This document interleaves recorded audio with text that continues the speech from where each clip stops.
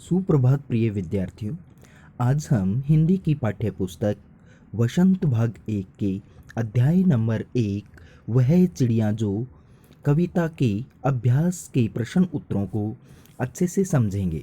आप सभी विद्यार्थी अभ्यास के प्रश्न उत्तरों को अच्छे से समझते हुए उनको अपनी पेन भी नोटबुक में लिखेंगे और याद करेंगे। सबसे पहले है प्रश्न अभ्यास कविता से। प्रश्न नंबर फर्स्ट, कविता पढ़कर तुम्हारे मन में चिड़िया का जो चित्र उभरता है उस चित्र को कागज पर बनाओ। कविता को पढ़कर हमारे मन में निम्न प्रकार के चित्र उभरते हैं। तो कौन कौन से चित्र हैं जो हमारे मन में उभरते हैं? सबसे पहले देखेंगे नंबर फर्स्ट, चिड़िया बहुत चुस्त है।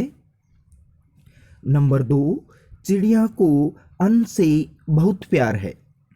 नंबर 3, चिड़िया के पंख नीले हैं और वह बहुत सुंदर है। नंबर 4, चिड़िया आकार में बहुत छोटी है। नंबर 5, जंगल में चिड़िया मधुर स्वर में गाती है।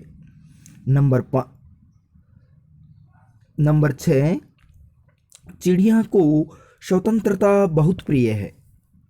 तो प्रिय विद्यार्थियों, हमने प्रश्न नंबर फर्स्ट, कविता पढ़कर तुम्हारे मन में चिड़िया का जो चित्र उभरता है उस चित्र को कागज पर बनाओ। या मन में जो चित्र उभरता है वो हमने यहाँ पर लिखा है कि कविता को पढ़कर हमारे मन में निम्न प्रकार के चित्र उभरते हैं। कौन कौन से चित्र उभरते हैं एक बार दोबारा से देखेंगे।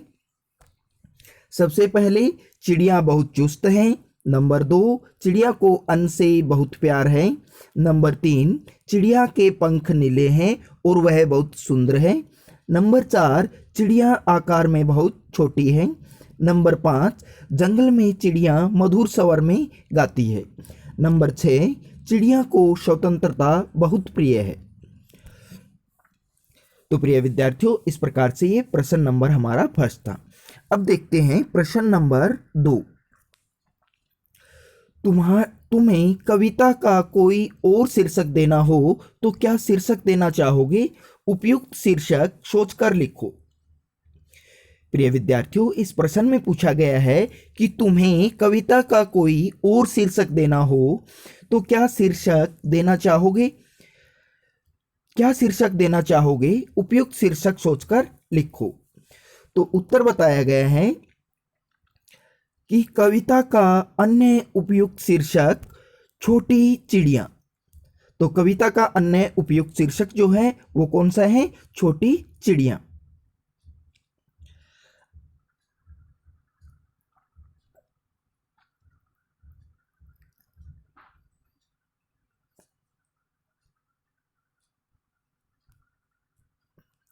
आगे छोटी चिड़िया, दूसरा नीली चिड़िया, तीसरा गर्वीली चिड़िया और चुस्त चिड़िया आदि हो सकता है। तो इस प्रकार से प्रश्न नंबर 2 में तुम्हें कविता का कोई और शीर्षक देना हो तो क्या शीर्षक देना चाहोगे? उपयुक्त शीर्षक सोचकर लिखो। तो यहाँ पर बताया गया है कि प्रश्न नंबर 2 में कि तुम्हें कविता का कोई और शीर्षक देना हो तो तुम क्या देना चाहोगे? उपयुक्त शीर्षक सोचकर लिखो। तो कविता का अन्य उपयुक्त शीर्षक छोटी चिड़िया, नीली चिड़िया, गर्वीली चिड़िया, चुस्त चिड़िया आदि हो सकता है। तो इस प्रकार से ये था हमारा प्रश्न नंबर 2। अब है प्रश्न नंबर 3। इस कविता के आधार पर बताओ कि चिड़िया को किन किन चीजों से प्यार है। आपको बताना है कि इस कविता के आधार पर कि चिड़िया को किन किन चीजों से प्यार है। उत्तर, चिड़िया को अनाज, जंगल और नदी से बहुत प्यार है। चिड़िया को अनाज, जंगल और नदी से बहुत प्यार है। प्रश्न नंबर 4, आशय स्पष्ट कीजिए। तो आशय स्पष्ट करना है तो किस प्रकार से उत्तर देखेंगे। सबसे पहले क कि रस उड़ेल कर गा लेती है, इसका हमें आशय स्पष्ट करना है कि ये जो लाइन लिखी गई है इसका क्या अर्थ है। इसका आशय यह है कि चिड़िया जंगल में एकांत में रहकर मधुर स्वर में पूर्ण रूप से ऊंची आवाज में लय के साथ गाती है। चिड़िया को गाना बहुत अच्छा लगता है। तो इस प्रकार से रस उड़ेल कर गा लेती है, ये जो लाइन है इसका आशय मतलब इसका अर्थ है, इसका आशय यह है कि चिड़िया जंगल में एकांत में रहकर मधुर स्वर में पूर्ण रूप से ऊंची आवाज में लय के साथ गाती है। चिड़िया को गाना बहुत अच्छा लगता है। ख पार्ट में देखेंगे, चढ़ी नदी का दिल टटोलकर जल का मोती ले जाती है। इस लाइन का हमें आशय स्पष्ट करना है। इसमें चिड़िया स्वतंत्र रहकर पूर्ण रूप से भरी हुई नदी के बीच में अपनी चोंच से पानी के टपके ले लेती है।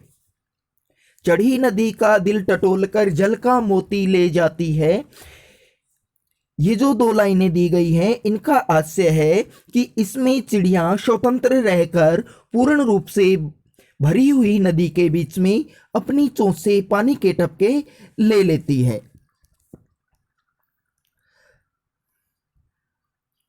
तो प्रिय विद्यार्थियों, हमने अभ्यास के प्रश्न उत्तरों को अच्छे से समझा। आप सभी विद्यार्थी इन अभ्यास के प्रश्न उत्तरों को अच्छे से समझ करके अपनी पीएनबी नोटबुक में लिखेंगे और याद करेंगे। अब हम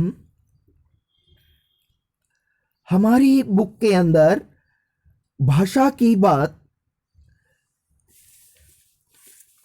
दिया गया है, तो वहां पर हम समझेंगे और अपनी पुस्तक को कंप्लीट करेंगे। तो सबसे पहले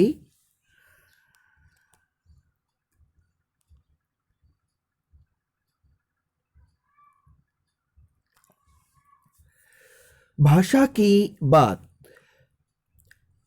पंखों वाली चिड़िया ऊपर वाली दराज, नीले पंखों वाली चिड़िया सबसे ऊपर वाली दराज। तो हम भाषा की बात को पढ़ने जा रहे हैं। सबसे पहले पंखों वाली चिड़िया, नीले पंखों वाली चिड़िया, ऊपर वाली दराज, सबसे ऊपरी दराज। तो आप देख रहे हैं कि यहाँ रेखांकित शब्द विशेषण का काम कर रहे हैं, जिसके नीचे अंडरलाइन लगाई गई है, रेखांकित शब्द किए गए हैं, वो विशेषण का काम कर रहे हैं। ये शब्द चिड़िया और दराज संज्ञाओं की विशेषता बता रहे हैं। आप देख रहे हैं कि यहाँ पर चिड़िया और दराज संज्ञाओं की विशेषता बता रहे हैं, अतः रेखांकित शब्द विशेषण है और चिड़िया दराज विशेष्य है। यहाँ वाला वाली जोड़कर बनने वाले कुछ और विशेषण दिए गए हैं। ऊपर दिए गए उदाहरणों की तरह इनके आगे एक एक विशेषण और जोड़ो। तो आपको ऊपर दिए गए उदाहरणों की तरह इनके आगे एक एक और विशेषण जोड़ करके लिखने हैं। तो यहाँ पर दो प्रश्न हमारे बनते हैं। सबसे पहला प्रश्न हमारा बनता है कि विशेषण किसे कहते हैं, और दूसरा प्रश्न बनता है विशेष्य किसे कहते हैं। तो प्रिय विद्यार्थियों, विशेषण किसे कहते हैं कि जो शब्द संज्ञा या सर्वनाम की विशेषता बताए उन्हें विशेषण कहते हैं। विशेषण किसे कहते हैं? जो शब्द संज्ञा या सर्वनाम की विशेषता बताए उन्हें विशेषण कहते हैं। दूसरा हमारा प्रश्न है विशेष्य किसे कहते हैं? विशेषण जिन शब्दों की विशेषता बताते हैं उन्हें विशेष्य कहते हैं। किसे कहते हैं विशेष्य? विशेषण जिन शब्दों की विशेषता बताते हैं उन्हें विशेष्य कहते हैं। हम उदाहरण के द्वारा समझते हैं। तो सबसे पहला ही उदाहरण आप देखेंगे, पंखों वाली चिड़िया। यहाँ पर पंखों वाली चिड़िया, ये जो लाइन दी गई है इसके अंदर विशेष्य कौन है और विशेषण कौन है। तो यहां पर हमारा जो चिड़िया जो है वो विशेष्य है और पंखों वाली ये हमारा विशेषण है। इसी प्रकार से दूसरे वाक्य में नीले पंखों वाली चिड़िया, तो यहां पर जो चिड़िया जो हमारा है वो विशेष्य है और नीले पंखों वाली ये हमारा विशेषण है। आगे देखेंगे ऊपर वाली दराज, यहां पर दराज जो शब्द है ये हमारा विशेष्य है और ऊपर वाली जो शब्द है हमारा ये विशेषण है। आगे सबसे ऊपर वाली दराज, यहां पर जो दराज है ये हमारा विशेष्य है और सबसे ऊपर वाली ये हमारा विशेषण है। तो प्रिय विद्यार्थियों, आपको विशेषण और विशेष्य अच्छे से समझ में आ गए होंगे। तो यहां पर कुछ विशेष्य और विशेषण दिए गए हैं, तो हमें कुछ और ऊपर दिए गए उदाहरणों की तरह इनके आगे एक एक विशेषण और जोड़ेंगे। तो आप वो देखेंगे किस प्रकार से आपको जोड़ना है और साथ में आपको ये अपनी वसंत भाग 1 के अंदर ये आपको कंप्लीट भी करना है, अध्याय नंबर 1 में भाषा की बात के अंदर। सबसे पहले देखेंगे कि मोरों वाला बाग, मोरों वाला बाग, तो यहां पर जो बाग शब्द है ये हमारा विशेष्य है और मोरों वाला ये हमारा विशेषण है। तो इसी प्रकार से हम कुछ शब्द और जोड़ करके विशेष्य विशेषण बनाएंगे। कैसे? जैसे फूलों वाला बाग, तो बाग हमारा क्या हो गया? विशेष्य हुआ और फूलों वाला क्या है? हमारा विशेषण है। दूसरा देखेंगे पेड़ों वाला घर, तो घर जो है ये हमारा विशेष्य है और पेड़ों वाला विशेषण। तो इसी प्रकार से हम कुछ और शब्द जोड़ करके हम विशेष्य विशेषण बनाते हैं। जैसे किनारों वाला घर, किनारे वाला घर, तो घर जो है ये हमारा विशेष्य है और किनारे वाला ये हमारा विशेषण है। अब आगे देखेंगे फूलों वाली क्यारी, जो क्यारी है ये हमारा विशेष्य है और फूलों वाली ये हमारा विशेषण है। तो इसी प्रकार से हमने बनाया गुलाबों वाली क्यारी, तो क्यारी हमारा क्या हो गया? विशेष्य और गुलाबों वाली ये हो गया हमारा विशेषण। स्कूल वाला रास्ता, रास्ता जो शब्द है ये हमारा विशेष्य है और स्कूल वाला विशेषण। इसी प्रकार से हमने दूसरा जो शब्द जोड़ करके वाक्य बनाया है कि मंदिर वाला रास्ता, रास्ता हमारा विशेष्य है और मंदिर वाला विशेषण। हंसने वाला बच्चा, यहां पर जो बच्चा है वो विशेष्य है और हंसने वाला विशेषण है। इसी प्रकार से रोने वाला बच्चा, बच्चा जो है वो हमारा विशेष्य है और रोने वाला विशेषण है। मूंछों वाला आदमी, यहां आदमी जो है वो हमारा विशेष्य है और मूंछों वाला ये हमारा विशेषण है। मोटा वाला आदमी, आदमी जो हमारा है वो विशेष्य है और मोटा वाला वो क्या है? विशेषण है। तो प्रिय विद्यार्थियों, कुछ हमारी बुक के अंदर विशेष्य विशेषण दिए गए थे, कुछ हमें शब्दों को जोड़ करके विशेष्य विशेषण बनाने थे। तो आप सभी विद्यार्थी विशेष्य और विशेषण को अच्छे से समझ करके अपनी बुक के अंदर जो रिक्त स्थान दिए गए हैं वहां पर आपको पेंसिल की सहायता से पूर्ण करने हैं। तो ये सभी विद्यार्थी अच्छे से समझ गए होंगे। अब है प्रश्न नंबर 2।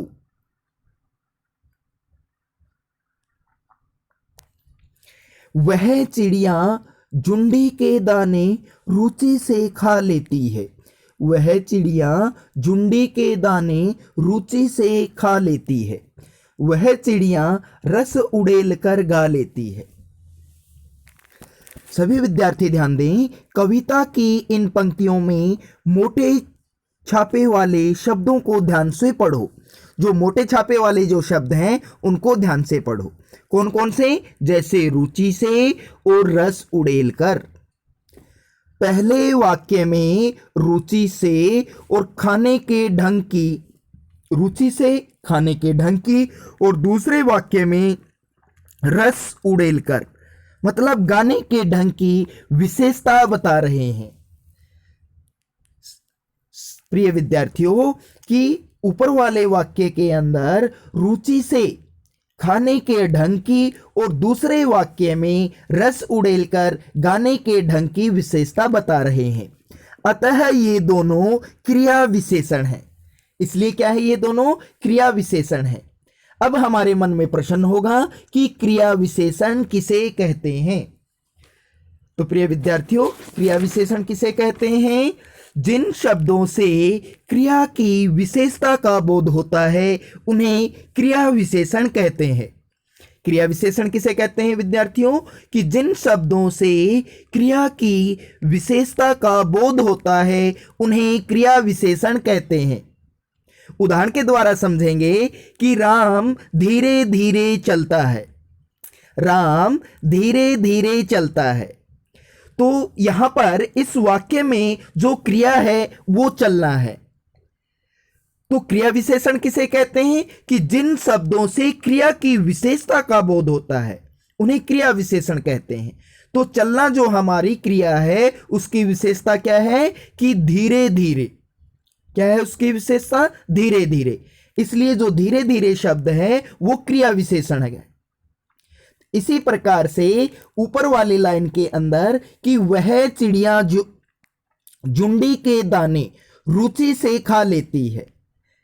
ठीक है, खाना यहां पर क्रिया है और क्रिया की विशेषता क्या है? रुचि से। तो यहां पर ये रुचि से जो शब्द है ये क्रिया विशेषण है। इसी प्रकार से दूसरा जो वाक्य दिया गया है इसके अंदर रस उड़ेलकर गा लेती है। क्रिया क्या है? गाना। तो क्रिया की विशेषता किन शब्दों के द्वारा बताई जा रही है? रस उड़ेलकर। तो ये हमारा क्या हो गया? क्रिया विशेषण। अब प्रिय विद्यार्थियों, आपको क्रिया विशेषण अच्छे से समझ में आ गया होगा कि ऊपर वाले वाक्य में रुचि से खाने के ढंग की और दूसरे वाक्य में रस उड़ेलकर गाने के ढंग की विशेषता बता रहे हैं। अतः ये दोनों क्रिया विशेषण हैं। नीचे दिए गए वाक्यों में कार्य के ढंग या रीति से संबंधित क्रिया विशेषण छांटो।